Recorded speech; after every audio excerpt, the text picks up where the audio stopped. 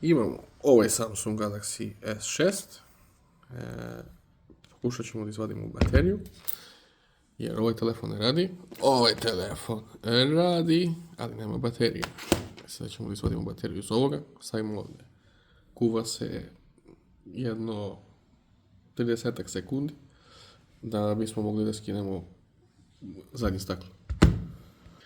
Mislim da se dovoljno kuva. Vadimo staklo. Polako da ga ne bismo slomili.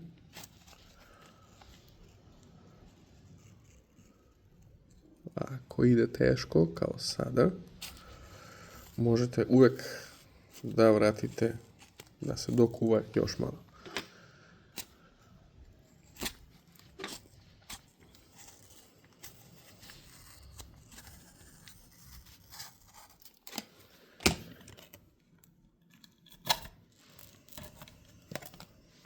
Staklo je skinuto.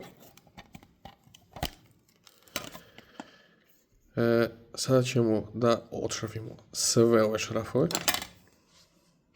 Ok, sve smo odšrafili. Polako ćemo samo ovo da odlepimo. Ok, ništa više, to je dovoljno. Sada tražimo prostor između ekrana i kućišta. Polako, da ne bismo slomili ekran, mada ovo je svakako slomljen. Ali ako to radite sa neslomljenim telefonom, vadimo SIM tray. Ok, to bi sad trebalo da izađe lagano. I eto nam je baterija. Otkačit ćemo bateriju odavde. I da vidimo da li će ona da izađe lagano ili ćemo morati da se svađamo.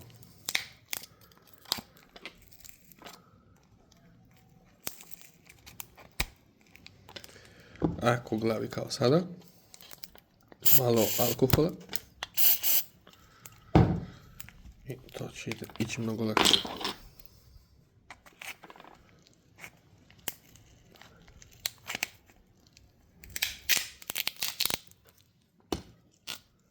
Ok, baterija je izvađena. Stavljamo je na ovaj drugi telefon. I to je to. Mi smo ovu misiju završili.